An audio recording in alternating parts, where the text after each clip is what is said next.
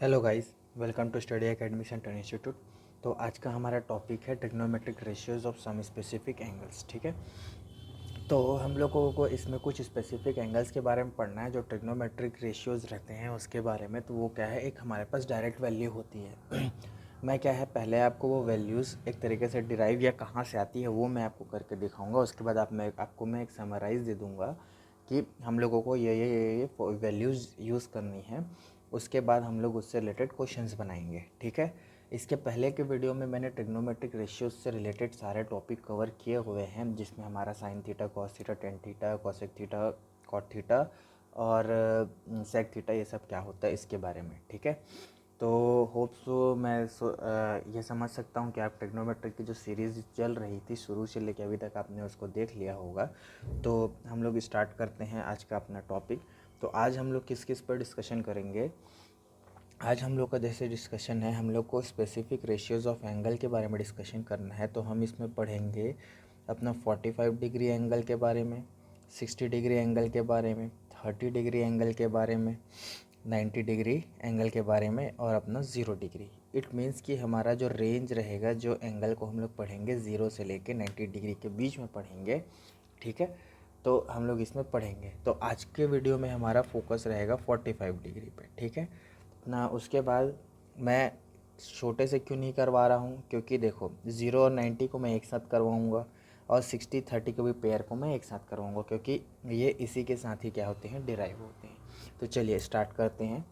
तो हम लोगों का पहला आज का टॉपिक है, मैं यहाँ लिख लेता हूँ। अपना पहला जो है 45 डिग्री का वैल्यू कैसे आता है। ठीक है, तो सबसे पहले स्टार्ट करते हैं। हम लोग क्या करते हैं, एक अपना राइट एंगल ट्रायंगल बना लेते हैं। ठीक है, जिसमें ये ए है, ये हमारा बी है, ये हमारा सी है।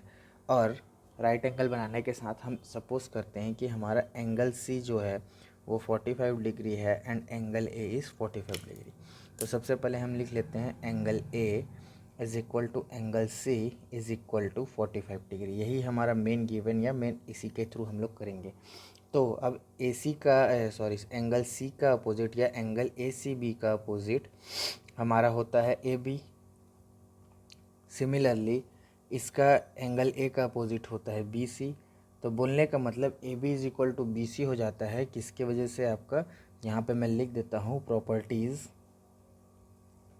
Of isosceles triangle. ठीक है, प्रॉपर्टी होती है आइसोसेलेस ट्रायंगल की, जिसमें अगर उसके कुछ प्रॉपर्टीज़ में क्या होता है, अगर कोई भी क्या बोला जाए अपना, कोई भी अगर ट्रायंगल के दो एंगल्स इक्वल हैं तो उसके अपोजिट साइड्स भी एक दूसरे से, उस एंगल के अपोजिट साइड भी एक दूसरे से इक्वल होंगे। ये हमारा प्रॉपर्टीज़ ऑफ आइसोसेलेस ट्रायंगल है। ठीक है, तो ए बी बी सी। ठीक है, तो लेट अस अज्यूम, हम लोग एज्यूम करते हैं कि A B is equal to B C is equal to K. हम मान के चल रहे हैं। ठीक है, के मान लीजिए, ए मान लीजिए, एक्स मान लीजिए, कुछ भी, यानी कि ए बी और बी सी हमारा के है। तो अब हम यहाँ पे लगाएंगे बाई ये Pythagoras theorem, by Pythagoras theorem. ठीक है, वो हमारा क्या होता है, यहाँ मैं इसका फॉर्मूला लिख देता हूँ। हाइपोटेनियस का square is equal to perpendicular का स्क्वायर प्लस बेस का स्क्वायर। मतलब हमने इसको के एज्यूम किया है, तो अब हमारे पास सिर्फ यही वाला साइड जो है वो हमारा खाली बच रहा है, यानी हमारे पास नहीं है, तो हम उसको भी के टर्म में फाइंड कर लेते हैं। तो अपना है हाइपोटेनियस क्या है, ए सी का square is equal to perpendicular यानी ए बी का स्क्वायर प्लस बी सी का स्क्वायर।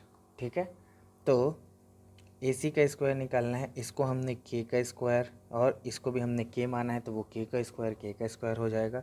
तो ए सी का स्क्वायर, ये दोनों को जब ऐड करेंगे तो सेम वेरिएबल है, तो ये हो जाएगा अपना 2k स्क्वायर। ठीक है, तो ए सी का वैल्यू हमारा आ जाएगा, इसको रूट के अंदर डालेंगे तो ये √2k स्क्वायर हो जाएगा। ठीक है, और अपना के जो है वो बाहर आ जाएगा, तो अंदर क्या बचेगा अपने पास, k√2।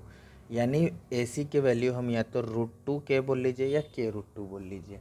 ठीक है, अब कुछ नहीं करना है, अब अपना सेम ट्रिग्नोमेट्री का रेशियो मैंने आप लोगों को पढ़ाया था, P B P upon H H B, बस इसी को यूज़ करते जाना है, जिसमें मैंने आपको बताया था साइन थीटा होता है अपना perpendicular upon base, cos theta perpendicular upon hypotenuse, cos theta base upon hypotenuse, और टेन थीटा हमारा क्या होता है, परपेंडिकुलर अपॉन बेस, ठीक है। वैसे ही अगर और मैं बताऊं, ठीक है,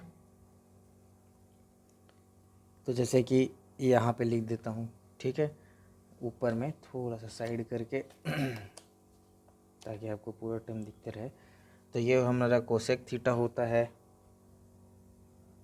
कोसेक थीटा होता है hypotenuse upon perpendicular, sec theta होता है अपना हाइपोटेनियस अपॉन बेस, और कॉट थीटा अपना होता है बेस अपॉन परपेंडिकुलर, ठीक है। ये सब चीज़ों को हम लोग क्या है यूज़ कर रहे हैं, पिछले बार भी हम लोगों ने पढ़ा है। अगर इसको डिटेल से समझना है तो पीछे के वीडियोस को फॉलो करें, ठीक है। तो ये चीज़ों के बारे में पढ़ना है। और एक तरीका मैंने बताया था कि cosec theta 1 upon sine theta, sec theta 1 upon cos theta, cot theta cos theta upon sine theta, या 1 अपॉन टेन थीटा। चलिए अब स्टार्ट करते हैं। सबसे पहले लिखता हूँ मैं sine theta, perpendicular upon hypotenuse होता है, तो अपना अब इसमें कोई भी 45 डिग्री के हिसाब से उठा लीजिए, तो मैं इसमें साइन सी के हिसाब से उठाता हूँ।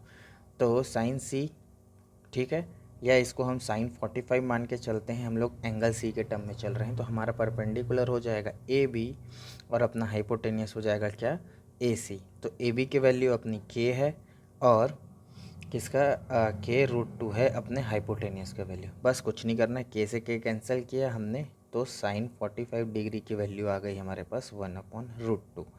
ये हुई पहली वैल्यू, ठीक है। वैसे ही सिमिलरली आगे जाते हैं, कॉस 45 अपना बेस अपॉन हाइपोटेनियस होता है। तो अपना बेस क्या है, बी सी, और हाइपोटेनियस तो अपना ए सी है। तो बी सी को हमने के माना था, हाइपोटेनियस अपना के√2, कैंसिल, ठीक है। और ये आ गया अपना 1/√2, यानी कि कॉस 45 भी हमारा क्या है, 1/√2। वैसे ही हम फाइंड करते हैं tan 45, ठीक है। तो tan 45 हमारा क्या होता है, परपेंडिकुलर अपॉन बेस होता है, तो A B upon B C. तो ये क्या है, k/k इज इक्वल टू 1, यानी कि हमारा tan 45 डिग्री क्या हो गया, इज इक्वल टू 1। उसके बाद यहाँ पे मैं फाइंड करता हूँ कोसेक 45 अपना क्या होता है, 1/sin 45 होता है। तो 1/sin 45 मतलब 1/1/√2, √2 ऊपर जाएगा तो कोसेक 45 का वैल्यू आ जाएगा आपका, क्या आ गया, √2। वैसे ही अगर हम सेक 45 फाइंड करें, तो ये होता है अपना 1/cos 45, cos 45 की वैल्यू हमने निकाली है, तो 1/1/√2, तो √2 ऊपर चले जाएगा, तो √2 is equal to sec 45 degree. ये हमारी एक और वैल्यू हो गई। क्या हो गया अपना, साइन cos 10 कोसेक सेक हो गया। अब हमारा कॉट थीटा बचता है, ठीक है। थोड़ा सा और ऊपर कर लेते हैं, तो अपनी कॉट 45 डिग्री की वैल्यू हो जाएगी 1/tan 45 डिग्री, और अपना tan 45 क्या आया है, 1, तो ये 1/1 इज इक्वल टू 1, यानी कॉट 45 की वैल्यू आ गई कॉट 45 डिग्री की वैल्यू आ गई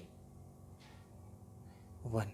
ओके, ठीक है। तो सारे वैल्यूज़ हमारी आ गई। साइन 45 अपना 1/√2, कॉस 45 अपना 1/√2, ठीक है। tan 45 is equal to 1 √2, cosec 45 √2, sec 45 √2, और कोसेक 45 इज इक्वल टू 1, ठीक है। अगर आप बोलते हैं तो मैं एक बार आपको फेयरली मैं लिख के भी दिखा देता हूँ कि हमने उसको कैसे सॉल्व किया, ठीक है। तो दिख रहा होगा, तो साइन 45 डिग्री होता है अपना 1/√2, ठीक है। वैसे ही कॉस 45 डिग्री होता है 1/√2, और अपना tan 45 डिग्री होता है 1।